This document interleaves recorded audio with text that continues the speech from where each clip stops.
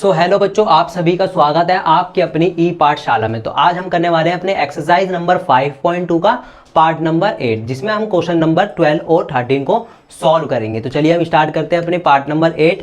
तो उससे पहले आपको हमें इंस्टाग्राम, फेसबुक, टेलीग्राम और ट्विटर पे फॉलो करना है, जो कि हम जो भी आपसे रिलेटेड इंपॉर्टेंट इन्फॉर्मेशन डालते हैं वो आप तक आसानी से पहुंच सके। तो चलिए हम अपना क्वेश्चन नंबर 12 और 13 सॉल्व करते हैं। तो सबसे पहले हम देखते हैं क्वेश्चन नंबर 12 में क्या कह रहा है। तो क्वेश्चन नंबर 12 में क्या कह रहा है देख लेते हैं एक बारी हम।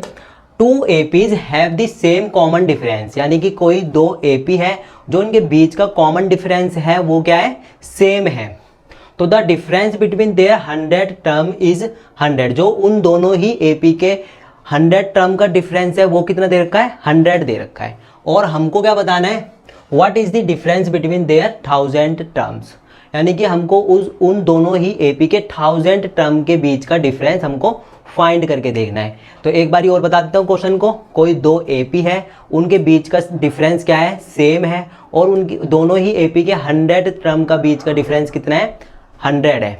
और हमको क्या बताना है, उन दोनों ही एपी के 1000 टर्म के डिफरेंस बताना है कि हमको क्या होगा। तो सॉल्व करते हैं इसको। अगर दो एपी है, हम क्या करते हैं, एक एपी को स्मॉल ए से डिनोट करते हैं और एक एपी को कैपिटल ए से डिनोट करते हैं, है ना। तो करते हैं हम let the given APs are. हमने क्या कर रहे हैं, लेट मान लिया इन एपी को। एक को क्या कर लिया हमने, A1, A2 और A3, और ये ऐसे ही चलती जा रही है सो ऑन। और दूसरी एपी को क्या कर लिया हमने, capital A, capital A2, capital A3, और ऐसे ही सो ऑन चलती जा रही है ना। और इनके एक चीज़ और कही है यहाँ पे, जो इन दोनों ही एपी के बीच का कॉमन डिफरेंस है ना वो क्या है, सेम है। तो हम क्या करते हैं, हम कर देते हैं let the common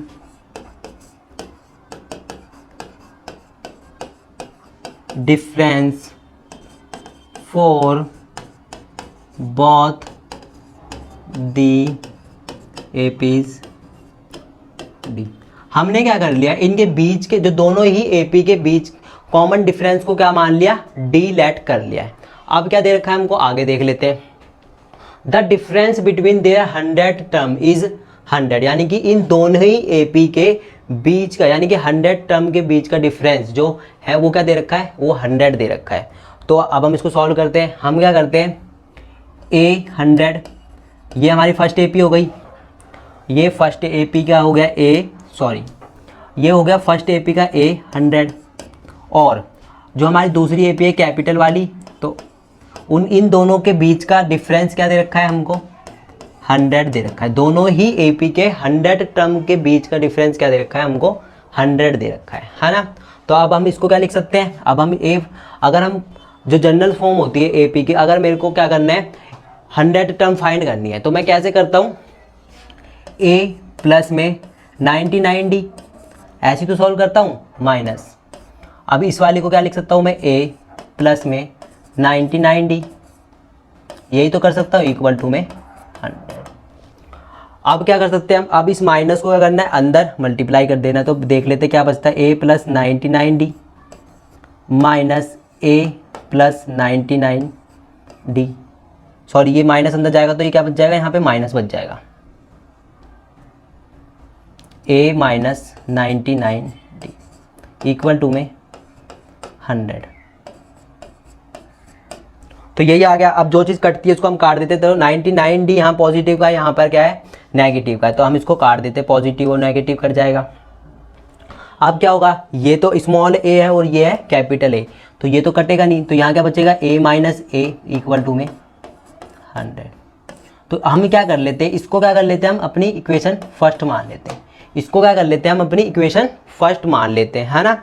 A minus A को हमने क्या कर लिया, इसको इक्वेशन फर्स्ट मान लिया। अब हम क्या करेंगे, अब हमको और क्या चीज़ गिवन दे रखी है देख लेते हैं। और हमको क्या बताना है, अब what is the difference between their 1000 term. अब इन दोनों ही एपी के 1000 टर्म के बीच का डिफरेंस हमको फाइंड करना है। तो यहाँ पे कर लेते हैं हम इसको।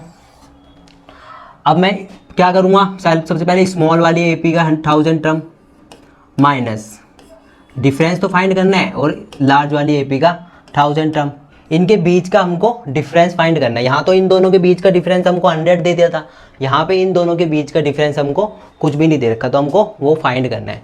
तो A1000 को क्या लिख सकता हूँ मैं, A प्लस में 999D, यही लिख सकता हूँ, माइनस कैपिटल A प्लस में 999D, यही लिख सकता हूँ मैं।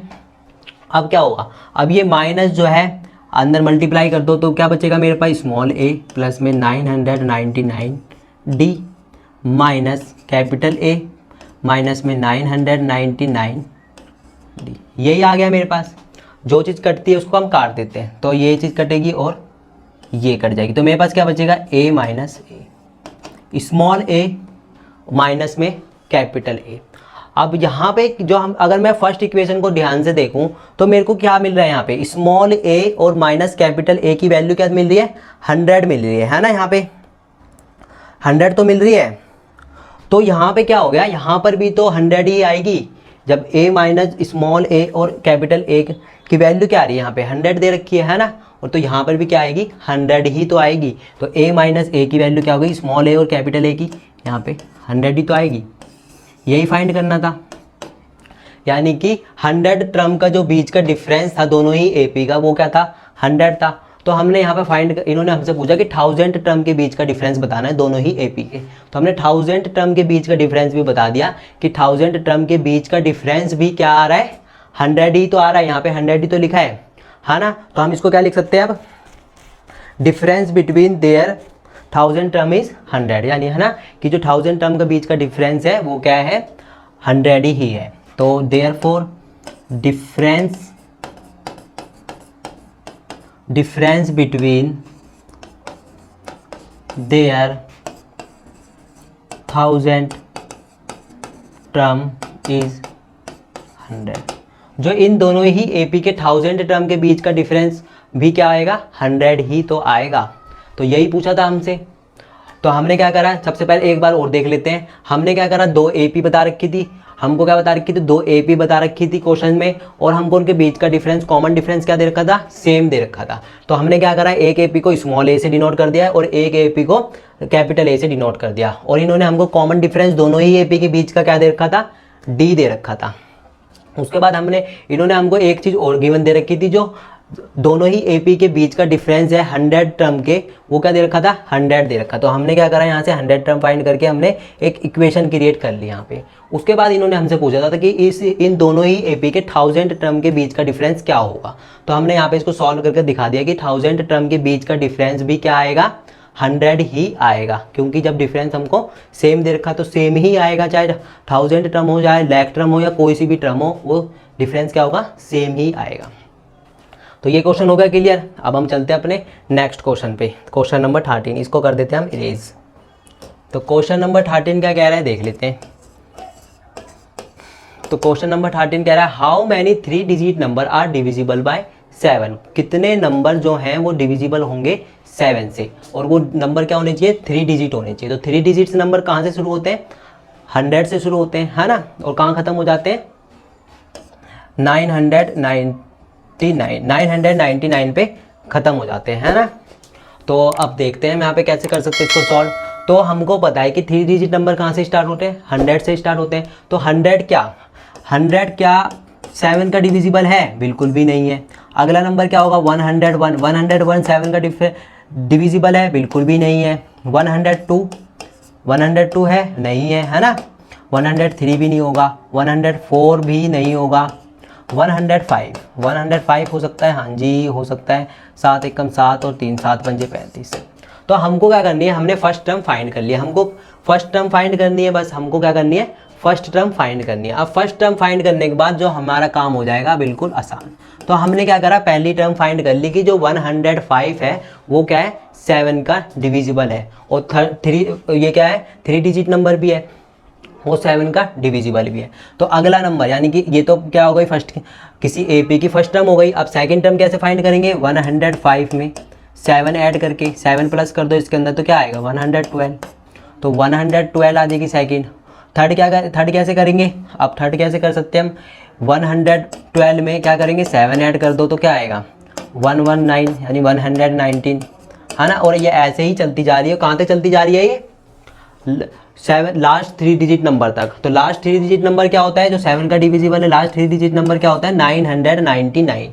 999 क्या है लास्ट 3 डिजिट नंबर है, लेकिन ये 7 का डिविजिबल नहीं है। तो 7 का डिविजिबल फाइंड करने के लिए क्या करना है हमको इस 999 को क्या करना है 7 से डिवाइड करना है। और जो भी रिमाइंडर आएगा ना हमारा, जो भी यहाँ पे क्या आएगा हमारा रिमाइंडर आएगा, उसको क्या कर देना है हमको इस 999 से सब्ट्रैक्ट कर देना, यानी कि माइनस कर देना है। तो क्या आएगा देख लेते हैं। तो 7 1 जा 7 हो गया, यहाँ 2 7 4 जा 28, तो यहाँ पे 19, तो 7 2 जा 14, तो यहाँ क्या आएगा 5 रिमाइंडर आ गया। रिमाइंडर क्या आ गया 5। तो 999 में से हमको 5 माइनस कर देता, तो 9 में से 5 गए 4 और 9 9, तो 994 कौन सी टर्म है 994 ऐसी लास्ट टर्म है जो क्या होगी 7 का डिविजिबल है और 3 डिजिट नंबर है।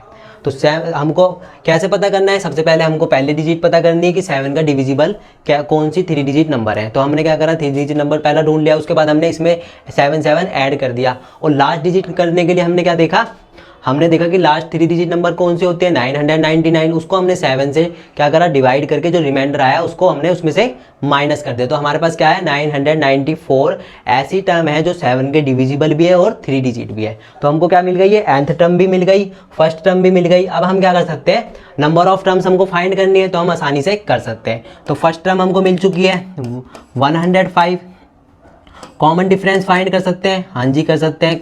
सेकंड टर्म में से फर्स्ट टर्म माइनस करके, सेकंड टर्म क्या है 112 माइनस फर्स्ट टर्म क्या है 105, तो कॉमन डिफरेंस कितने का आ गया 7 का आ गया। अब हमारे पास फर्स्ट टर्म भी है और कॉमन डिफरेंस भी है, और हमारे पास nth टर्म भी गिवन है।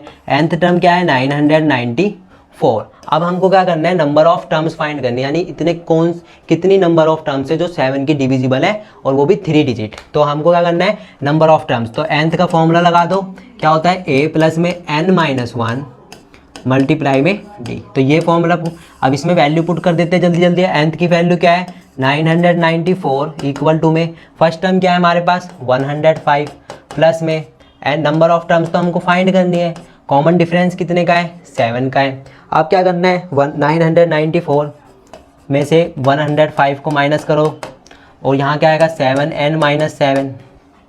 तो 994 में से जब 105 जाएंगे तो कितने बचेंगे, यहाँ बचेगा 9 और 8, और यहाँ क्या बचेगा 8, तो 8 और 9 889 हो गया। और यहाँ क्या हो गया इक्वल टू 7n-7। ये 7 क्या है इक्वल टू के राइट साइड में अभी क्या है नेगेटिव का है, इक्वल टू के लेफ्ट साइड में ले आओगे तो क्या हो जाएगा पॉजिटिव का हो जाएगा, है ना। तो इक्वल टू में 7n, तो ये क्या हो गया 8889 प्लस में 7 89 90, और क्या होगा 896। तो 896 इक्वल टू में 7n। तो 896 इक्वल टू में 7 अपॉन में 7 इक्वल टू में n। तो 7 एकम 7 7 एकम 7, यहाँ क्या गया 1 गया, 7 दूनी 14 14 5 19 7 8 56 120 इक्वल टू में n। तो 128 टर्म, यानी कि क्या है ऐसी 3 डिजिट नंबर यानी कि 3 डिजिट नंबर जो है 7 से डिवाइड होने वाले 128 नंबर ऑफ टर्म्स हैं जो 7 से डिवाइड होगी, और वो क्या है 3 डिजिट नंबर है ना। तो यही पूछा था how many 3 digit number are divisible by 7। तो कितने 128 नंबर हैं जो 3 डिजिट हैं और 7 से डिविजिबल हो जाएंगे। तो यही चीज़ पूछी थी, तो हमने क्या करा हमने बता दिया। तो ये क्वेश्चन होता है क्लियर। अब हम चलते हैं अपने नेक्स्ट पार्ट पे, तो मैं इसको कर देता हूँ इरेज। तो जो हमारा पार्ट नंबर 8 है, पार्ट नंबर 8 होता है हमारा कंप्लीट। अब हम मिलेंगे अगले पार्ट में कुछ नए क्वेश्चंस के साथ और कुछ अलग कॉन्सेप्ट के साथ। तो अगर ये वीडियो अच्छी लगी है तो अपने दोस्तों के साथ लाइक सब्सक्राइब और शेयर जरूर करें हमारे चैनल को, और हम मिलते हैं अगले पार्ट में। जब तक के लिए जय हिंद जय भारत।